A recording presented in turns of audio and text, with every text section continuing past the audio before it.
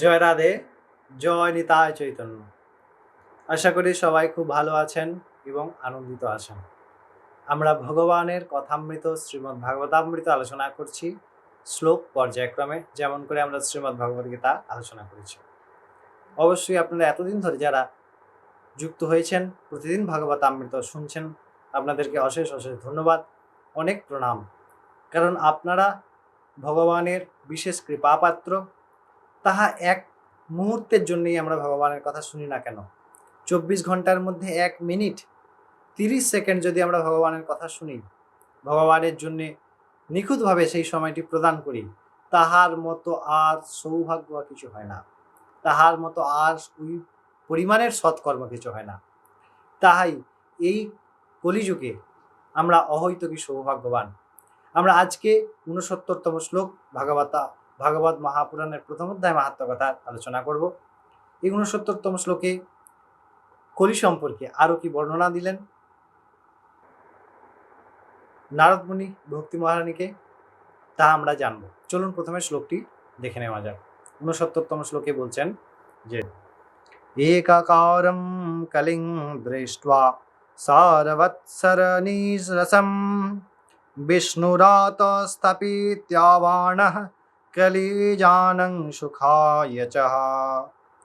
এখানে বিষ্ণুরাত কাকে বললেন? বিষ্ণুরাত হচ্ছে পরীক্ষিত মহারাজকে বললেন।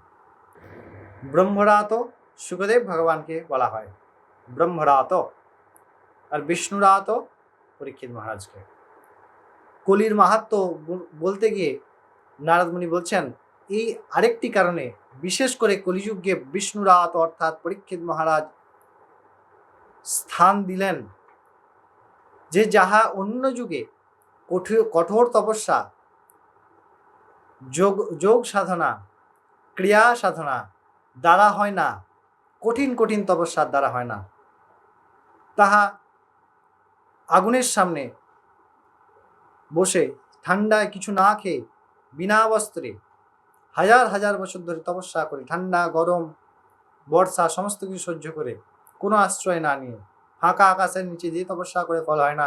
কলিযুগে আরাম করে চেয়ারে বসে, বিছানায় বসে, সোফার মধ্যে বসে হরিনাম করলে তার থেকে অধিক ফল লাভ হয়। তাই কলিযুগের যে জীব, তাদের সৌভাগ্য প্রাপ্তি বর্ধনে বাধা প্রদান না করে পরীক্ষিত মহারাজ বিষ্ণুরাত পরীক্ষিত এই কলিযুগে থাকতে দিলেন, এই কলিযুগে স্থান দিলেন। তবে কলির স্পেশালাইজেশন কিছু আছে। এই কলিযুগেও আমরা সত্যযুগে বসবাস করতে পারি যদি আমরা ধর্মের পথে চলি, আর যদি আমরা পঞ্চমকার পাপে লিপ্ত হই তবে আমরা কলির বাহন, তার দ্বারা আমাদের চরম দুর্গতি হবে। কিন্তু কলৌতৎ হরিকীর্তনের দ্বারা যদি এই কঠিন লক্ষ লক্ষ বছরের তপস্যা সমান হয়, তাহলে কেন করব না? নিশ্চয়ই করা প্রয়োজন। এই কারণেই কলি মহারাজকে স্থান দিলেন বিষ্ণুরাত পরীক্ষিত মহারাজ।